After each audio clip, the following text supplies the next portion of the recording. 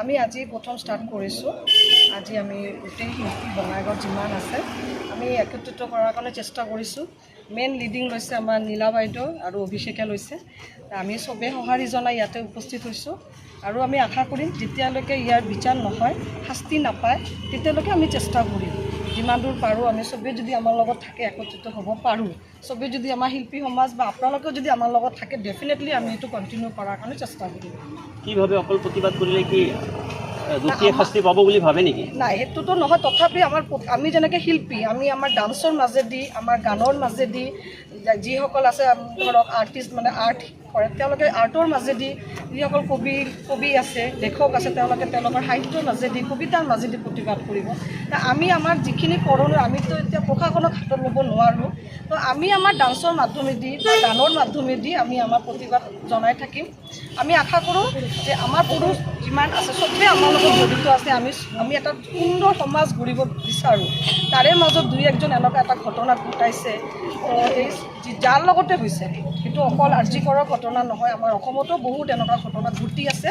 যাতে এনেকুৱা ঘটনা ভৱিষ্যতত আৰু নঘটে, আৰু যিসকলে এনেকুৱা মানে বেয়া কাম কৰি আছে তেওঁলোকক এটা দৃষ্টান্তমূলক শাস্তি হ'ব লাগে, যাতে ছেকেণ্ড টাইম কোনোবা এজন কৰাৰ কাৰণে এটা সাহস নাপায়। এইখিনি আমি এটা প্ৰতিবাদ কৰিম। আমি এটা এপিলে কৰিব পাৰোঁ।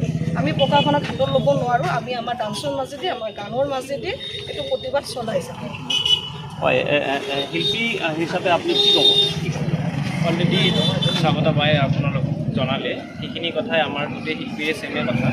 কাৰণ আমি শিল্পী মানে ক'লে আমি জানো বহুত নৰম মানুহ। সেইকাৰণে আমি নৃত্যশিল্পীয়ে নৃত্য কৰি প্ৰতিবাদ কৰি আছে, সংগীত শিল্পীয়ে সংগীত কৰি প্ৰতিবাদ কৰি আছে, কোনোবাই আৰ্ট কৰি আছে, আৰ্ট কৰি প্ৰতিবাদ জনাই আছে। আৰু আমি আগতে কি হ'ব এইটো নাজানো, কিন্তু আমিতো আশাবাদী যে কিবা এটা হ'ব। সেইকাৰণে আমি প্ৰতিবাদটো চলাই আছোঁ। আৰু যেনেকৈ আজি আমাৰ বঙাইগাঁৱৰ সকলো শিল্পীয়ে আমাৰ এই প্ৰতিবাদত যোগ দিলে আৰু সহায় সহযোগিতাৰ হাত বঢ়াই দিলে, ইয়াতে আমি বুজিব পাৰিলোঁ যে এইটো আৰু কণ্টিনিউ থাকিব, বা আৰু কিবা হ'লে আমি নিশ্চয় একেলগে এনেকৈ আমি ওলাই আহিম।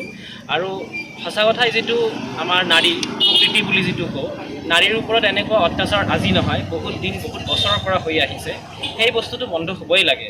আৰু যিহেতু এইটো পুৰুষৰ কথা আহি যায়, আমি নিজেও পুৰুষ, আৰু কিছুমান পুৰুষৰ কাৰণে আমাৰ পূৰা পুৰুষ জাতিটোৰ ওপৰত এটা বদনাম আহি যায়। সেইকাৰণে তেওঁলোককো মই ৰিকুৱেষ্ট কৰিম যে আপোনালোকৰ এইবিলাক কামৰ পৰা আপোনালোকে দূৰত থাকক, আৰু পুৰুষ হিচাপে যিখিনি সন্মান পাব লাগে সমাজত, সেইখিনি সন্মান যেনে তেওঁলোকৰ পায়, তেওঁলোকৰ কাৰণে গোটেই পুৰুষ যেনে সেই সন্মানটো পায়। আৰু আজি আমাৰ প্ৰথম আৰম্ভ হ'ল এইটো প্ৰতিবাদ।